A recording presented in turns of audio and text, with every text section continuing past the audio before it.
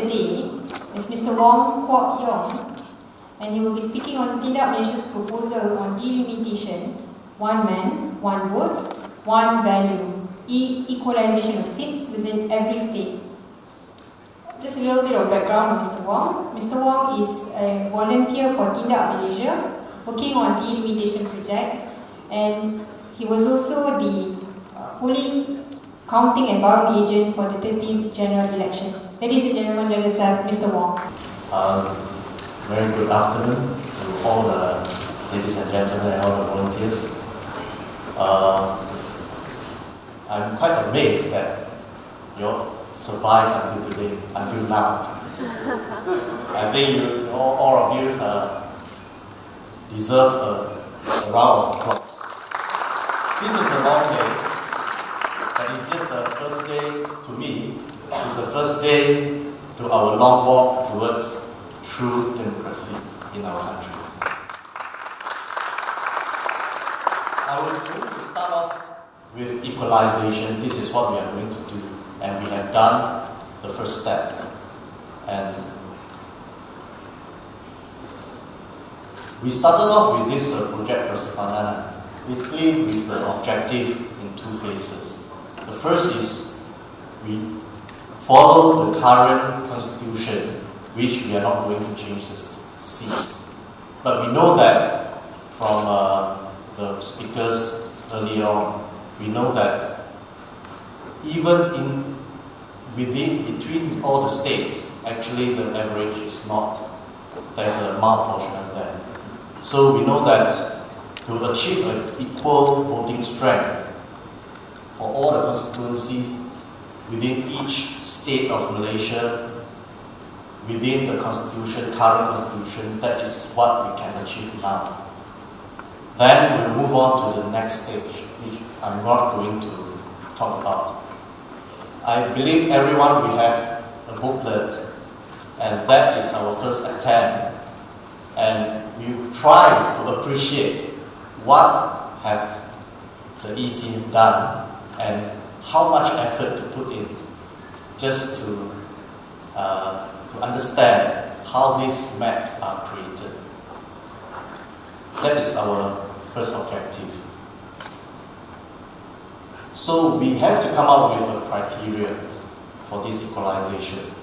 As you all may know that our deviation band is actually plus minus 10% of the electoral quotient. The second one is we try to limit ourselves. No constituency shall be more than 15% plus minus of the electoral quotient, because of maybe we have to adjust around and give some margin for the geographical limitation and other factors. And then we try our best to conform to the administrative boundaries as much as possible for the ease of administration. The last one will be the count for accessibility and communications, for example, like roads, railways, transmission lines, geographical barriers, and etc. I will give you some typical examples that what we have faced during our analysis and during our mapping. First, for each constituency is we have to put within the average. But how to calculate the average? I will show you some very simple equation. First, within that state, remember we are not across the state for the whole nation. We calculate this average is based on that particular state.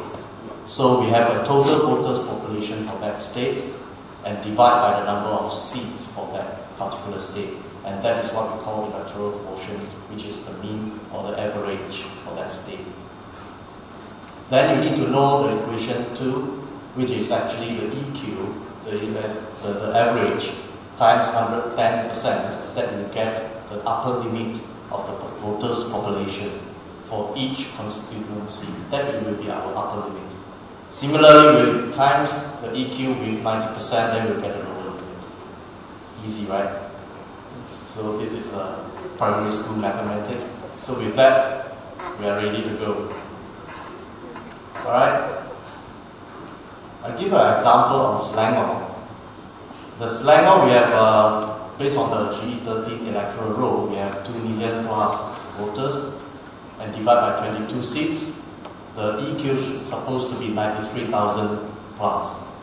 And with the equation 2, we know that the upper limit for Selangor is supposed to be 102,442 voters. That is the upper limit.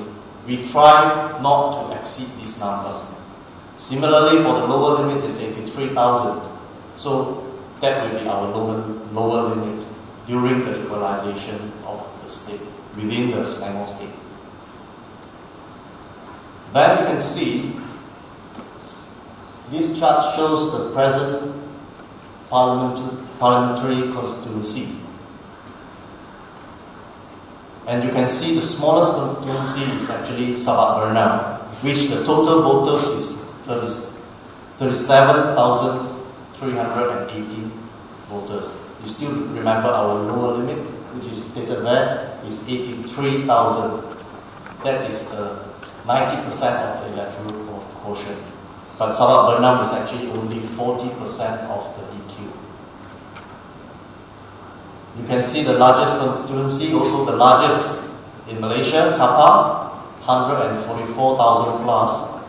So from the chart you can see that is huge difference. And all this highlighted area is actually fall outside of this plus minus 10% of the electoral quotient. And it's actually more than 2/3 of the constituency are outside this band. So the difference between the largest and the smallest is actually 3.86 times. Despite Kapal's is 54% of EQ and Sabak Bernam is only minus 60% of EQ. So with that band, plus and minus, basically you can see the huge difference is actually 3.8 times. That comes about the questions. Is plus minus 50% of EQ criteria acceptable or reasonable? Remember just now my colleague stated that actually our very first constitution allows that the rural area constituency is actually can be half of the urban constituency. But if you see that, you can see a very huge difference. And also, recently we know that the EC chairman actually mentioned that he would try to cap the constituency not more than 100,000. But from our statistics, is capping the upper limit to 100,000 voters sufficient to address malapportion issue? These are some of the questions from this equalization exercise that we can address. Apart from that, we also conform to the administrative boundaries and local ties as much as possible. I show you this map is actually the existing boundaries. We superimpose with the boundaries of the constituency. You can see the red line is actually the boundaries for the daerah, and you can see it's actually, you can't actually see any consistencies between the, especially in this region for Petaling, Jaya, Subang, Shah Alam, and so on. So basically, you know that although it's very clearly stated in the Constitution that we try to conform to the local authorities' boundaries as much as possible, but actually we didn't see that, what have been done in the current maps. The next one is we try to address, you can get a same number of amounts of voters, and this is one of the examples. You can see Penang. Any one of you come from Penang? We can do a voting here. Make your choice. Actually, you can see this Penang, especially this area and this area. They have the same voters population, but which one would you choose? Who will choose the left? Show your hand, please. or you need time to win.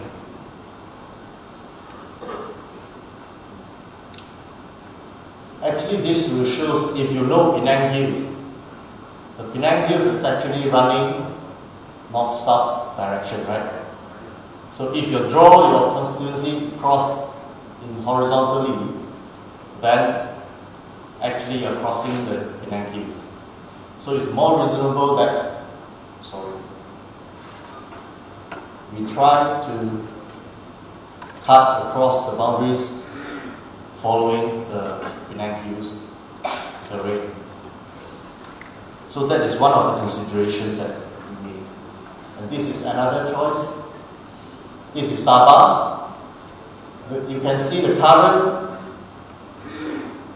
Kuda in this constituency is actually split across the sea. The peninsula here and here, the same color is actually the same constituency, Kuda. So actually when we draw, we have an option. Either we can cut this way or we cut this way. So this is also the geographical barriers that we have to consider, not only the numbers. So apart from this number, we have to consider the geographical barriers. That is how we come up with some different options, and we need the locals' input on all these things. So now I try to let you know how to make your own maps. Before you start, you need some data and information. The first thing is you need an electoral roll, where they give you all the Negeri, Parliament and DM's voters count. You need to know where are the people's lives in every different constituency, and also the DM. The DM means the Daerah Mengundi, which is the polling district. You also need the electoral boundary maps, PW series map, parliamentary, DUN, and also DM boundaries. You also need the local council maps and the summary of G13 voters population per parliament and DUN. Finally, you also need the delegation map of overall states. I will not go into detail on all these things, but this is some of the things that you need before you start. This is one of the sample of PW series map, which actually shows the parliament. This is one parliament, P93, Sungai Besar. And within the parliament, you can see there's two DUN. They will show on the DUN. And one more information that normally all the maps will not show is actually the Daerah Mengundi boundaries. And from this map, I want to also share with you our difficulties when we draw the boundaries, because from this map itself, from SPR, you can see this line is actually across a blank piece of paper. So how are you going to define it? There's no reference, there's no scale, which are very difficult for you to actually pinpoint the location. These are one of the difficulties that we go through all the maps. And also, to buy all this map is actually not an easy task. Just for your information, to get a PW series map for each state, you cannot go to Putrajaya, no. You have to go to that state. So for Sarawak maps, you have to go to Sarawak, or you get your Sarawak friends to buy it for you and send it back. So the local input is actually very important. The Putrajaya, they only have the total states map. So with these individual maps, you have to join them together to make the whole maps. This is a process. So when it comes to the analysis, first we calculate the EQ for the entire state. Then based on the PW maps, we identify the parliament constituencies with voters population, higher and lower percent. Then we start with constituency normally with lower voters population. This is how we did it. Actually, maybe you can try to start with a higher voters population. Then we will study the relationship between the working constituency and the adjacent one. basically we need to, for the larger constituency, you have to cut it into 2 or 3. How to cut it, we have to determine. And to ease our job, it's actually, we were using the diagram only the DM as the smallest element. We will not break the DM. So that will give us the smallest element so that we do not have to go street by street, house by house to determine this row of house should belong to which one. So the DM or the SPR already did the job for us, so we will just tick that. And we also found out that by using the DM, switching the DM belongs to which constituency, we are able to achieve our target plus minus 10% of the EQ. This is one of the examples which we have done for the Selangor. From here you actually can see just now, you remember our EQ is actually around 93,000. And you can see Sabak Bernam and Sungai Besar is way below the EQ, is about 40% and 46%. So we can combine them. So this is what we did. In SL1 you can see the rate boundaries is actually we combine it. But even you add up these 2 constituencies, it's still below the 90% of our lower limit. So we have to take another site from Tanjung Karang. So when choosing all this, you actually can determine what you can either take from this side or you can take from this side. So you have to look at the maps and where are the access and where are the local boundaries, local authorities boundaries. Then you can make a decision on that. But one thing to look at is that for every constituency affects the adjacent one. So for example, you take from Tanjung Karang, then you will ask, what happened next? What happened to the others, part of the area? So it actually, if it goes on, when you touch one, it affects the neighbors. These things, actually in our first attempt, we tried to finish a few constituencies, but actually we cannot stop when we start. The train will just move on. You have to finish the whole constituency, whole state, then your exercise is completed. And also that gives us a thought that if, for example, if you want to know, for example, the voters in this area, they are not affected, so they may not need to object.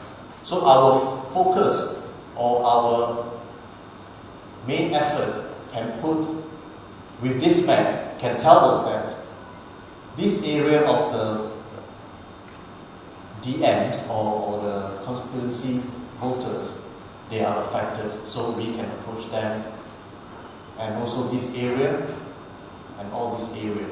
That will give us at least some reference to start off. So it is good that we have a map now. Then when we want to approach the locals, we know where to look up for. We know where they are and where are the sensitive areas. So this is the end results that you can get from your booklet. I will not go details in all these things, but at one glance you actually can see this is our current GB13 population chart.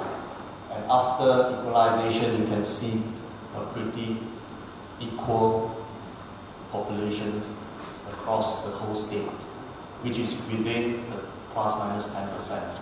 In Sabah Sarawak, we can achieve within 15% because of the vast area and a lot of geographical barriers. So from here, you can actually see the largest constituency assisting one is about 3.86 times, and our proposals is 1.21. This is for Kelantan. You can see basically the largest and the smaller is 2.84, and our proposal is only 11% different. And here actually I would like to share with you also in Kedah. Here, just now, Dr. Wong also mentioned, you can see Baling. Here is Baling. The red one, you can see this is the existing boundary Baling. It's all this area. Baling's population is for G13 is 93,000, which is even higher than our average of Selangor. Baling. Okay, this is adjacent to Thailand, and it's a very rural area. And Alostar is actually 69,000. Alostar is the capital. Yeah.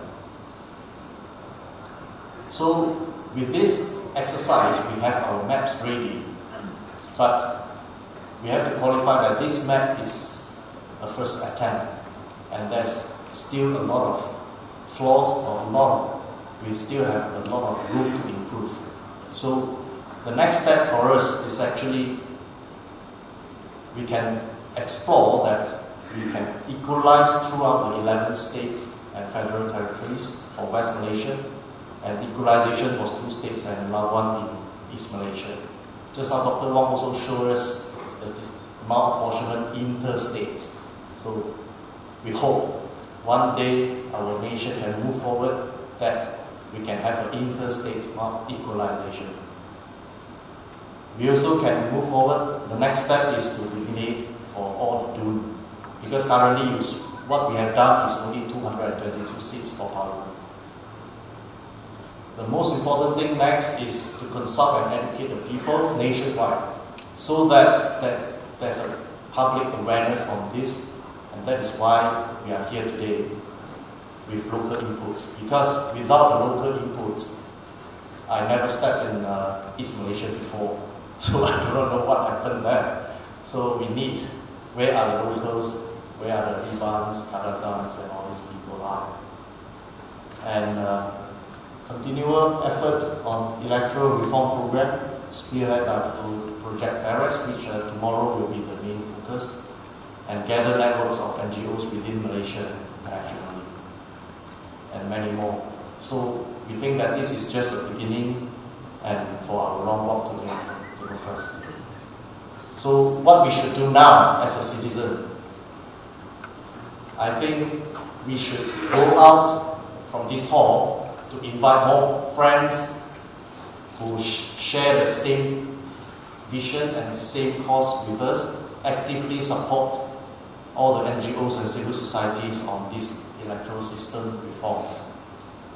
And also we have to insist our MPs or our ADUN to take more serious action in this delimitation. I think today we do not have any MPs around. People I was here, right? Out of 222 Parliament MPs, we only have one.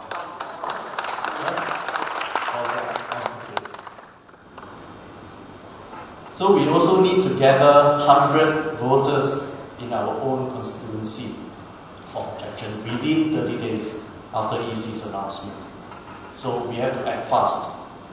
Outside we have a booth for a registration. Please go out and register yourself inside our data bank so that we know who to look for once we see the announcement. And we have to prepare a counter proposal for our constituency. It may not work if you only propose your own constituency, because it affects your neighbours. Your neighbours may object against your proposal. This is what we think. So we have to coordinate at least statewide. So for the whole state, we need to have a coordinated effort, so that when we put on, there's not much room for ECs to turn us down. So this is why Tindak Malaysia here, we try to come up with all the maps, so that will be our reference, our base to work on. And finally, start an interest group.